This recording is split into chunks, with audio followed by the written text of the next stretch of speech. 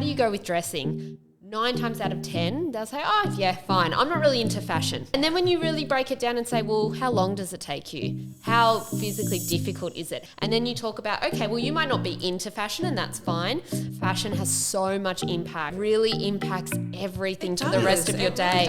And so just considering that and thinking about, well, are there other options? Just that first initial consideration is really what we try to get people to start thinking about. Some people, they want to speak out, a voice to say anything and want breaking barriers to be bad.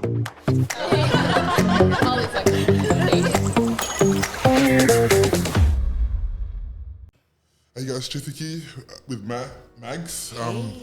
We got a special guest, Holly and Emma, the founders of Drumroll. Jam the label. Now, you might have heard them on or seen them actually on Shark Tank Australia, but today they are here live in our studio. What an absolute honour. Honour. Thank you. Thank you both for making yourselves available to actually join us today. Emma and Holly, I just wanted to say I love you both and what your brand stands for. So we want to hear more about like you guys and the brand. And you want to hear more about it? Yeah, sure. Yeah. We can kind of give the spiel of how it all came about, which, as I said, I talk a lot, so cut me off if it's getting a bit boring. But Molly and I actually met while studying at university to become occupational therapists. And whilst we were studying, we were working casually as disability support workers, which so many allied health students do to get a bit of experience. And we used to come together all the time at uni and talk about our shifts as support workers and the good, the bad, the different. And at the time, we were mostly working with young people with disability. And I was working on a weekly basis with a young girl called Maddie. And Molly was working almost on a daily basis at some points with a young boy called Jack. And Jack and Maddie both have cerebral palsy. You had I know you got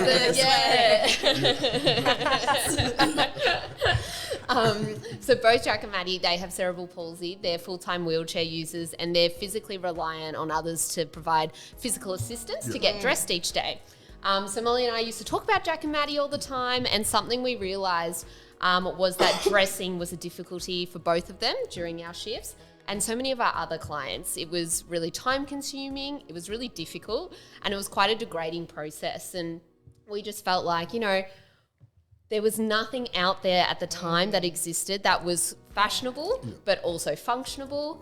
And so as OTs, we were being taught at that time, a key principle is if you can't adapt the way someone does a task, you adapt the environment or the equipment. And so we're like, well, why don't we just adapt the clothing? We looked into it. We hadn't thought of this idea. It wasn't unique to us. But at that time, which was back in 2017, no one was really doing it in Australia.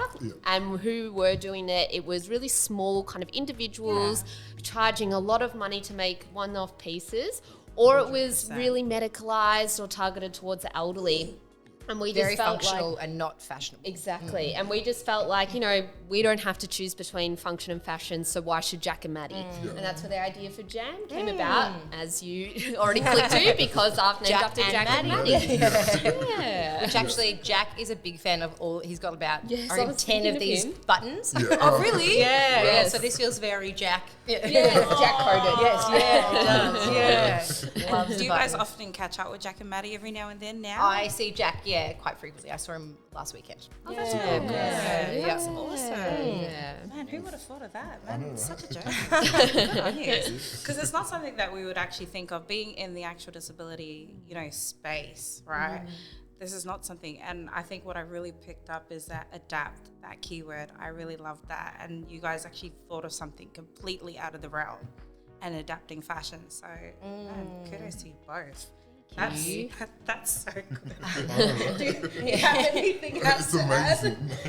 Thank you. It's amazing. It's like, I think a lot of people as well just have done something a certain way for such a long time. And so it was, I think, us coming in with a sort of new perspective, whereas people just get used to dressing being hard or not having clothes they want to be able to wear. Yeah. And we were like, it's sort of a big thing to be like, no, you actually can have cool stuff. Yeah. No, you're exactly. 100% It's like, right. like growing up, like it would be hard for me to go to shops and be embarrassed or something. And so like you guys. It's amazing what you guys do, and not a lot of people do that. So props to you. So Thank you. Thank you. Yeah, that's because the physical accessibility of shopping centres is also something that we talk about a lot. Yeah. It's not just the clothing itself, but it's how wide are the aisles if you are using a wheelchair, or where are the things placed in the shop. You can't reach stuff. Exactly. Or it's a very tight spot, as you said. Yeah. So, It's like, even until like today's age, it's still there. Yeah, Absolutely. Yeah. That's really good. Oh man, I don't know. I'm just like, I think as you were explaining, I got goosebumps halfway through, and I was just like man, I'm so moved right now. Let's not cry. So that's so good. I have a question, and it's something that really stood out to me as I both looked at your social platforms, Jam Label. And there was this one photo that stood out, and I really love the statement, and we have it here because I want to showcase it too. Now, the actual statement that's on there, or the wording that's on there, it says, "Fix the system, not me." Yeah. Come on. If you have not seen it, this is the photo, guys. And man, like, please tell me about it. Like, tell me a little bit more about it. How'd you guys come up with it? What actually prompted the idea? So that was from our Australian Fashion Week runway in 2022, which was the first adaptive fashion runway at Australian Fashion Week. Okay. Did I say that right? Yeah. There was a lot of adaptive, there was a lot of words. Yes, a lot of A words. And so that was a runway that we put on at Australian Fashion Week, and we worked with 6 people with disability to create an outfit for the runway specifically for them and their dressing needs. And that jacket we created with and for Chloe Hayden, and a huge part of her identity is that she's a disability advocate and very passionate about showing her advocacy. And so we created that trench and really wanted to make a statement, and worked really closely with her to be able to put that statement out there. And that, I think, has been one of the biggest moments for our brand. I think so, because that was the one that stood out the most. Like, I mean, we get it, like the jacket, the clothing was perfect, but the statement on there, I just went, man. I was like, we're not going to go any further. That's it. Mic drop. It was such a mic drop. And then Chidik was like, say what we were going to say to them. I was going to say, that's my new favourite quote. And it was an absolutely epic moment on the runway too. It was she was the final look at the end of the runway and just stomped down and threw the jacket out and the crowd went wild. It was seriously. She could not have worn it. She could not have worn the jacket better. She did. That's so good. Yeah. Props to you, Chloe, man. I know. What were you doing prior to Jam the Label? So we started, as I said, we started thinking of the idea for Jam whilst we were at uni. And then when we graduated, we went into full-time jobs in occupational therapy. So both within the disability sector, I was working in a school setting, and Molly was working sort of in community and private OT. And so we were doing that whilst building Jam. And we also then went into part-time and went back to a bit of disability support work as well. Really kind of exploring the disability sector in a lot of different roles and a lot of different settings. And before that, I mean, I worked in retail, so I had a bit of that kind of fashion experience. That's our fashion experience. That's the team's fashion experience. And I just worked in hospitality and a few different just part-time jobs. It's a great combination. And I think we always talk about, I mean, we never started Jam thinking we would ever start a business, let alone a fashion brand. But I think the fact that we were friends at university, because they always say, don't go into business with friends or family. But we're like the biggest advocates for it. We're like, yes, you should. You see your best friend every day. Yes, 100% you should. And I think because we already knew each other quite well before we started Jam, and we always talk about the fact that we did things like group projects together at uni, and that really we know each other's work ethic. We know they pull their weight. So being able to have that foundation, before starting Jam, I think was really important. Oh no, I think it's very actually important that you actually have an actual working relationship, or like before, you already are aware and familiar with each other. So that is so great. So that's just like. It's like, Can I say I'm your best friend? Can you say that? Nah, that's so awesome. It's always interesting to hear what led people to start something impactful. So I really love everything about it. I mean, if you haven't seen a fan right now, it is right here. Which leads me to my next question. Like, what inspired you? I know you've answered this already, and that's why I didn't want to give too much, because I was like, oh, yeah, she's going to go. So what inspired you to shift from working in the disability space to creating Jam the label, which I know you kind of just went adapting. Let's try and adapt to them, try and adapt and brought fashion into it. Is there anything? I think the main, sort of the first like inspiration for a product we had was that Jack, is a wheelchair user, and we'd be sort of going for walks a lot of the time. And this is something that happened with Maddie as well. And we would always talk about the fact that we'd be out and about, and obviously we're all in Melbourne. We know the weather changes very quickly. Yes. 4 seasons in one day. Exactly. In one walk. I know, I'm originally from Queensland, so Big change. I know, sunny state coming to 4 seasons in one. And my husband was like going, yeah, what's the weather? Yeah, don't bother. Don't worry. You don't know. look at You the can't. forecast. Yeah, you've got to have pack every for option in the everything. car. Yeah, exactly. And so we'd be, out for a walk, and Jack has sort of supports and lateral supports and sort of straps and things on his chair. Yeah. And so getting a jacket on or off him while he was seated in his wheelchair was always so difficult. So we'd be out on a walk, and like in a panic, if it's starting to rain, I would sort of be like, oh, let's just get something on him, and end up either putting his hoodie on backwards with the hood hanging down the front, or like a blanket on him. And we always used to say, I don't walk around with my hoodie hanging down the front, or I don't walk around with a blanket on me. Absolutely. And I guess that just adds into the perception of, like you were saying, how people make assumptions about you. Yeah. And so, we were just like, this isn't something that should be. And so we came up with our first product, which was a jacket designed for wheelchair users to be easy to put on and take off while they were seated in their wheelchair. And I think that's one of the main inspirations. Yeah, and I think we also had, because we really were like, oh, we don't have any experience in this. How are we going to start a business? And we actually had in our final year of studying a presentation from a CEO of a disability support agency. And he studied OT as well. And he gave this whole speech about how OTs are actually really well positioned to start businesses because we're problem solvers. And that's essentially what At the its best core. businesses are. That's what OT is, solving a problem. And so I think that also gave us the inspiration and motivation to be like, well, maybe we could do this, and we can learn things along the way, which we've learned so much. But I think if we didn't have that push then, we probably wouldn't have had the confidence to start it, because absolutely. we definitely didn't think it was anything we'd ever do. But we I think were we like, still think it's weird that we're business owners. Really? yeah. It's not. It was never something that we Strove. Oh, pretty sure, definitely wasn't in the books, eh? But I mean, now that you guys are in the position that you are in, and when you look back at it, like, how do you guys feel now? Like, being able to inspire a lot of people with a disability and creating this for them. Yeah. Like, how do you feel now looking back at it? It's very surreal. Like, I think particularly thinking we just had our 6th birthday. Oh, On the 27th of February. well, We happy turned birthday. 6, thank you. And I think that's just wild. And I think it's also wild to think back at who we were, like, when we did launch, because we were both so young now thinking about it, and sort of really junior, and Just had that one product. And I think, and like both living at home with our parents, so and like, true, yeah. I just feel like we've sort of grown up so much with Jam now. yeah, but you don't almost realize until you really do reflect and think about it. Yeah.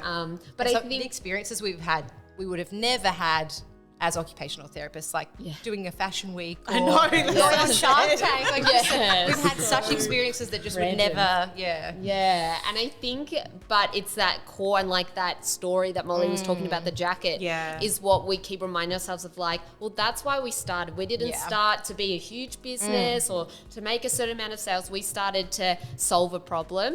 And so reflecting on that, I think that's what keeps us going and keeps us motivated or inspired, is being like, well, as long as we're providing a solution to a problem that still exists, then we need to keep going. So I think that's what kind of has kept us going the last 6 years. because there definitely is some days that are very hard. As having a small business is a tricky thing sometimes, and so you're so right thinking about what we're doing. That original inspiration. I could imagine it's way more busier now, from being occupational therapist now to being in the whole Jam the label. Yeah, how's life changed since? Yeah, it's been very busy. I think for the last, when did we go full time into Jam? We went full time into 2022. So the last sort of 3 years, we've been working sort of like 6 to 7 days a week. And I mean, when you own your own business, you don't really clock off anyway. And you enjoy it so much, it doesn't feel like you're working. I was 6 to just 7 about to say, Yes. But I think when you think about that, you're like, oh, wow, like that is a lot. And it can be very, emotionally, mentally taxing sometimes. But again, we're so lucky we have each other to like bounce off one another. Bounce that kind of energy off. I think this year in particular, we're really learning how to have more of a balance. So Molly has an 18-month-old at home. So I think it's really, important that we're, kind of prioritizing our personal lives a little bit more now. We've both gone back into OT a couple days a week. I was just to dip our toes into it a bit. And again, we haven't been taking a wage from Jam the last few years. So I think the emotional side of that and the draining side of that, you can't continue that forever. And so I think... And we both really enjoy occupational therapy as well. So it's nice to... Because a lot of Jam is not really interacting with the disability community that much. Like in comments and stuff we do. Yeah, we like to work with people with disability. It's why we started what we do. So it is quite nice being back in OT, but it looks a little different this year. Yeah. Okay. Good. All right. So I'm gonna explain some what breaking barriers is. Please. So it's people like that have a voice and they feel left out, and they want some people they want to speak out and don't have a voice to say anything, and I want breaking barriers to be that. So that's great. So the question I want to say is, what were some of the biggest challenges and barriers you face along your careers? And I think good question. Yeah, that is a good question. And I think we often talk about, what we were just saying, it is really hard sometimes to have motivation as a small business because it can be really tricky. It's long hours. Sometimes, when people can't see the people behind a business, often you can get comments on social media and things like that. And so I think days like that, it can be really hard. And that's a big barrier to mentally come against, is being like, oh gosh, it would be... Why are we even doing this? I was just going to start thinking, I don't think anything can prepare you enough for that. I'm pretty sure dealing with the comments and saying people going, nah, you can't do it. What are you doing? Yeah. So I think that's been a barrier. I would say as well, I think the fact that it is a new category and there's not... a lot of awareness around it. So everyone knows about sort of maternity wear and there's all sorts of different categories, but adaptive clothing is still quite a new thing that people often haven't heard of. And so I think as a small business for us, that's been really hard to get the word out there that this is something that people should have access to.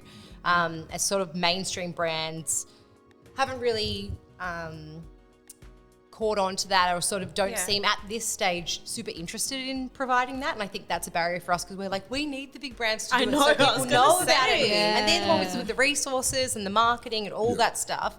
And particularly in Australia, there's so many examples overseas in the US or the UK of really big brands doing adaptive clothing. And it's like, well, if that's happening over there, why not here? Almost a quarter of our population identifies having disability. So it's not like it's this tiny That's market. what I mean, and there's not enough out there as well. Like I tried looking it up. There's just nothing. They were all overseas. Yes.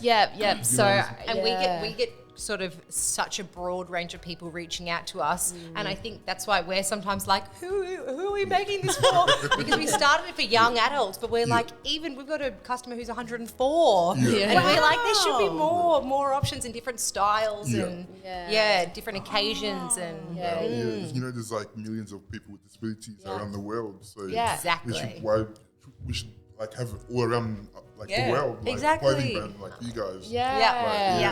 We always talk about, when you think about all the clothing options, you might have available to you. Imagine having one brand that you can shop from. Like that's unheard of. Or, being able to maybe only wear trackies or leggings as the only thing that are comfortable or functional. It's like, like, I don't think people quite understand how unusual that is and how Exactly. how much of an injustice that is. Yes. Well, especially, I mean, you know, Chithik, like, how is it hard just to kind of maneuver around just putting on normal clothing as pants? Yeah, And then you guys have got, you guys it's have come up hard with it. just going to shops and tight spaces and it's like when I go there, it's not for me, like, but it should be for everyone, like, no matter what. So just something needs to change. Exactly. Yeah. Exactly. Yeah. But, And so we're trying to break through the barrier. Yes. I like that. I like that. So I just want to continue on, just as what Chithik said, with Breaking Barriers podcast, it's actually just a platform where we can kind of showcase the challenges that both people with disability come in confrontation with, and just the challenges. And people might think that they've got it, but it never is. It's never convenient for a lot of them. So it's obviously just a platform just to kind of voice or be the voice for those who are unheard. And so I think that's something that I think we've got Chithik, who's the right person. If you guys actually have an opportunity to speak with Chithik alone and get to know her story. I know. Like I said, you're doing good, man. Yeah, absolutely. And you guys will kind of get a bit of a gist as to why, and he's so fitting for this.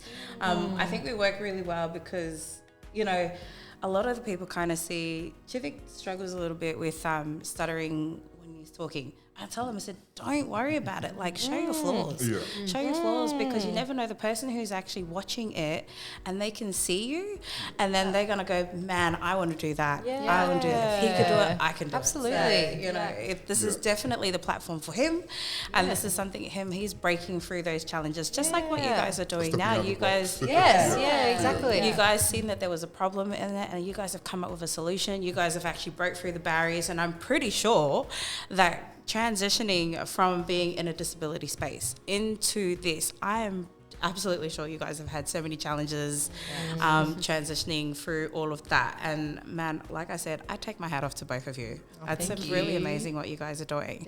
We've also met some pretty incredible people that are doing that in their own way in terms of the models we work with, breaking so many barriers and, you know, being the first person in And a their campaign. confidence boost. Yeah, exactly. And so it is so that people can go to the shops and see themselves in a marketing campaign or, so I think that's, there's really lots of important. exciting stuff happening. And that has to At be the moment. rewarding for you both, when you guys actually hear stories like that and seeing that you'll be able to contribute to that, and this kind of gives them that, like, that's amazing.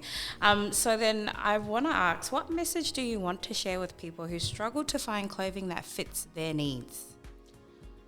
I think to really think about what impact dressing and clothing can have on the rest of their day and their lives. A lot of people, even as OTs, if we go to do maybe an initial assessment with someone and we say, you know, how do you go with dressing? 9 times out of 10, they'll say, oh, yeah, fine. I'm not really into fashion. I don't really care about clothes. Not a topic that they Yeah. And then when you really break it down and say, well, how long does it take you? How physically difficult is it? How comfortable are you in your clothes? And then you realize there's actually all these difficulties and barriers that they don't necessarily have to face. And then you talk about, okay, well, you might not be into fashion and that's fine, but if it's difficult or time consuming to get dressed in the morning, is that preventing you from going out to the shops? Yeah. Socializing, going to university, whatever it is that fashion has such a direct correlation to. And so I think that's the number one thing we always talk about is fashion has so much impact on lives. And I think often people think it's a frivolous subject and we're like, no, it really impacts everything for the rest of your day. And so just considering that and thinking about, well, are there other options? Should I think about what supports I might need to get dressed or in my clothing? Just that first initial consideration is really what we try to get people to start thinking about. And being a bit creative, I think, as well. Like, there's a lot of options. Like, we use a drop crotch in both of our pairs of pants. And, like, that's a fashion feature that other pants have. But we know in the seated position, it means you can pull your pants up a bit higher, or there's sort of room for discretion of continence aids and that sort of thing. So I think there is options. If you just think everything. I thought of everything. If you think a bit creatively as well around if it doesn't match your exact style, or even just like the stretch in like different fabrics and things like that. So if dressing is hard, is there sort of other options, even if there's not sort of an adaptive option that suits their style at the moment? So there's a lot of thought that gets put into this, eh? Like I'm just hearing fabric, I'm hearing like, how do you put it on? And do you guys have any clothing that you've brought along and how it looks? We do. I think it's something that we kind of get a look at. Yeah. Let's Talking about drop crops. Yes, we are talking about, we've got pants we prepared earlier. So these ones are our chino pants. So they just look like sort of any other chinos. My husband loves chino pants, let me just say that. So, but they've got an elastic waist at the back, so they can be pulled on and off just like tracksuit pants. Okay. For those who want to put them on like that, but then they've also got side access, so they've got zips down the side, so from the waist all the way down to sort of mid-thigh. Yeah. Okay. Which on both sides, which means that it can completely open up. So it completely opens up, so they can completely open up. So for people who get dressed lying down or with assistance, or even those who sort of self-catheterize or anything and need access, but they don't want to take their pants fully off. And so that enables it to be opened up a lot. But they do have that drop crotch that I was just talking about. Yeah. So it means that it can be really comfortable for someone in the seated position. And then we've also got zips down the bottom along the calves, on both calves, that allows someone to access their prosthetic or even ankle foot orthoses, or even just enables them to get in and out of them a bit easier without manoeuvring their foot too much. Yeah. Oh, we went all out. I was going to say, we're going to go buy some too. Tomorrow I'm going to go. And you might be out of stock. And they're a little bit stretchier than normal chino fabric as well. I was just about to ask, They look like, you know those NBA players when they just take Yes, the rip pants them. off? Up the side. And I mean, the reason we made those, and we have a more sort of feminine style of pants, with very similar design features. The reason we made both of those was because we got so much feedback from the young adult disability community that was saying, hey, I'm going to work, I'm going to uni or socializing. I want something that looks nicer, but I need the functionality of trackies. And so we were like, well, if we can provide chinos that can be put on like trackies if you want to, but then have these additional access features, you should be able to wear that to work and wear it out and about. We've had people wear those to weddings and things like that. Oh, wow. Yeah. Then I brought our magnetic belt wrap skirt. So this is like a little mini wrap skirt. So it's got a magnetic buckle. So this just slides and clicks together. So it opens up, and then it's got Velcro in the inside so it can be adjustable, and it just, you just close it, wrap it around, and then it buckles together. So very simple, again, for those that, might have difficulty with fasteners or buttons, or a lot of wrap skirts and dresses have ties, whereas this one, you can literally just place it on top and it should just be able to fasten. Yes. And it's got the extra adjustability as well. So if someone's stomach size fluctuates, or if they sort of get bloated across the day or anything, you can adjust with the Velcro and the belt. I thought of everything. And then we're also both wearing jams. So I'm wearing our magnetic linen shirt. Are you? So this one I've got a singlet underneath. It's got, you always have a singlet underneath, but I'm a bit hit and miss. So it's lucky I'm wearing one today. So it's got magnets instead of buttons. So they just snap together. Just put it in. Yeah, like Superman.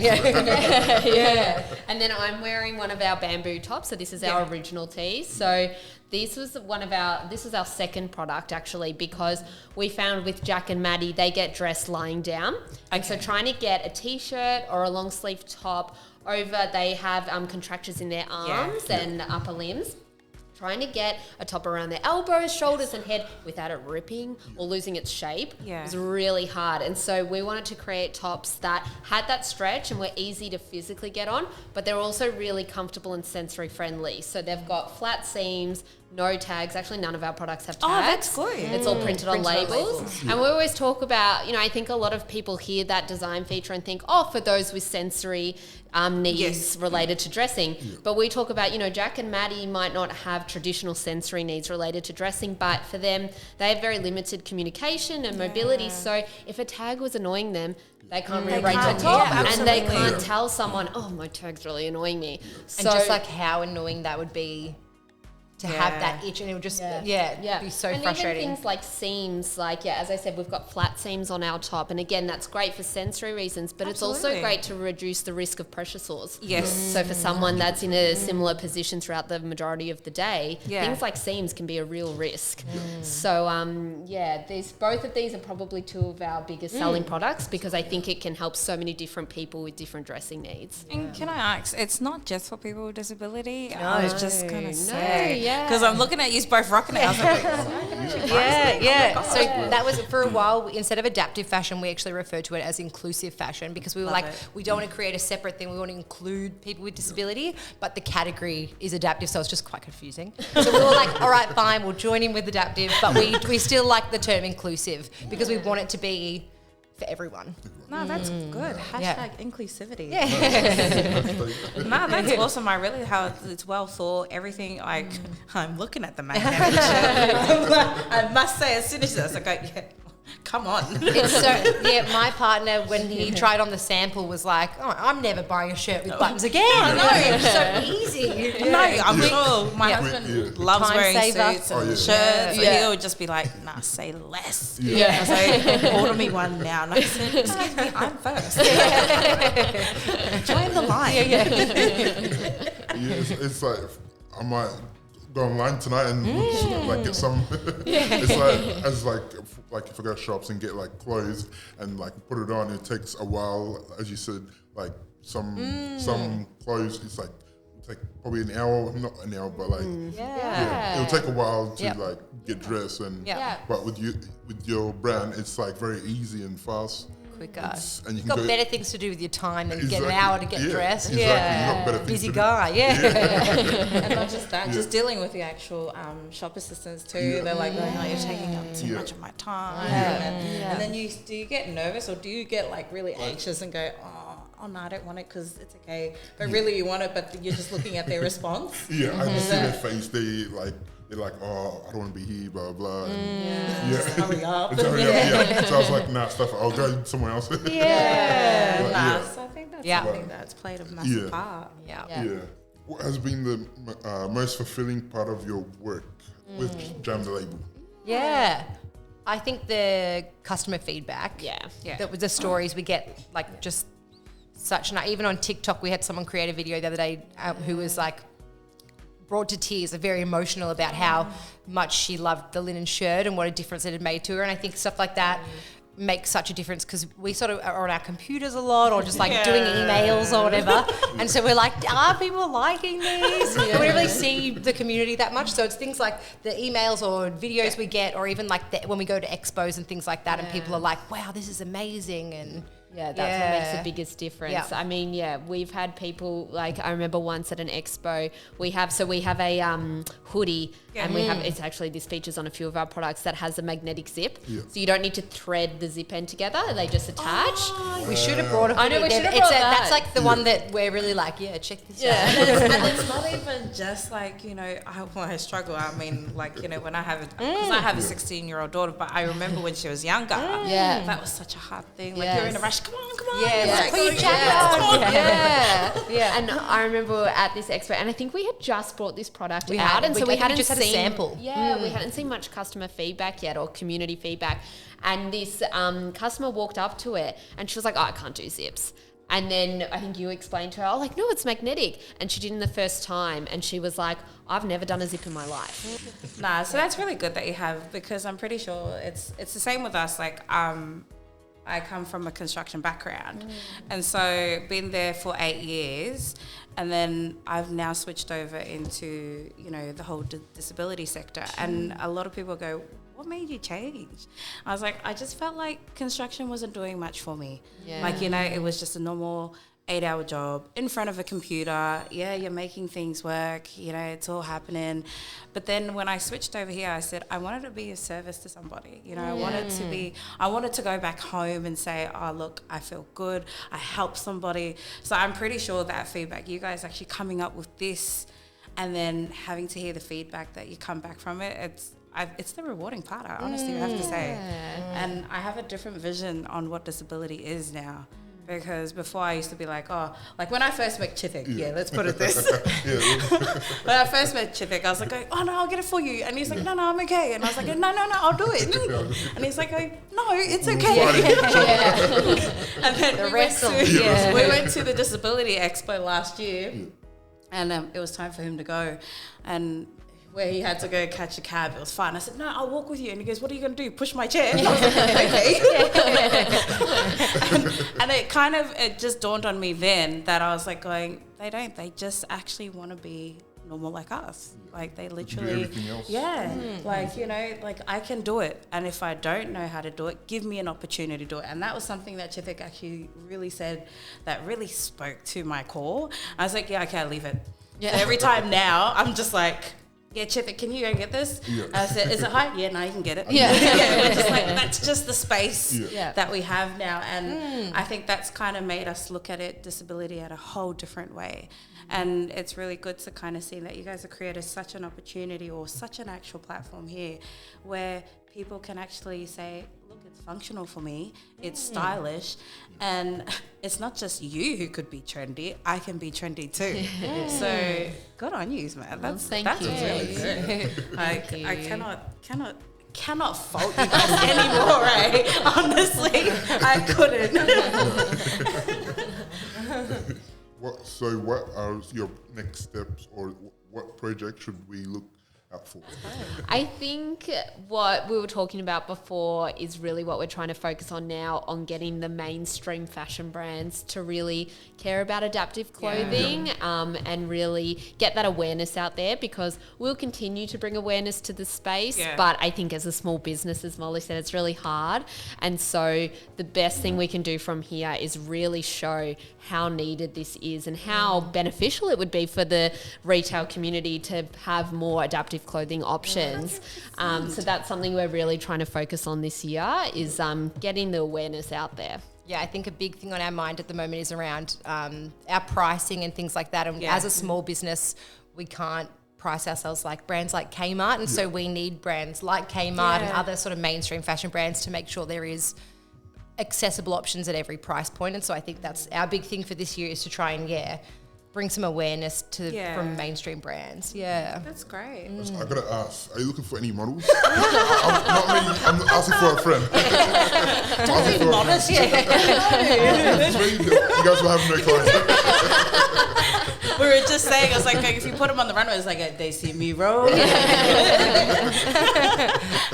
So if you are looking, Chithik, All right, if you are. Like, you've got my number. Let me know. I think that's really good now. I think, you know. So Emma and Holly, thank you for coming in. We love you guys. We're very honoured for you guys to come here and for our very first podcast as well. So thank you very much. And thank you so much for having us. It's been so fun. We've never done activities or games during a podcast before. So fun. I was just going to add, I was like, we hope you guys have had just as much fun as we have. Oh, so much fun. You know, having you both here. Like Chithik said, it's been a great honour just to have you guys both here for our first official podcast.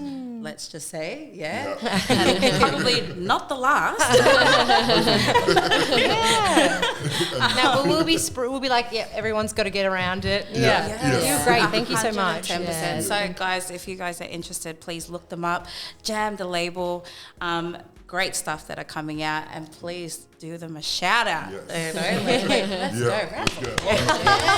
Come on. Thank you. He has a motto that he wants to share as well at the end too. First of all, I want to say thank you for everyone that's listening. So stay tuned for the next one. My motto is, don't stare, be aware. It is. Don't stare, be aware. Be aware, That's a wrap, love ladies. Wow. Thank you. Thanks so much. That was so fun. I hope so. Yeah, no, it was really good. It's awesome. Loved it. It was great. We hope it wasn't too daunting.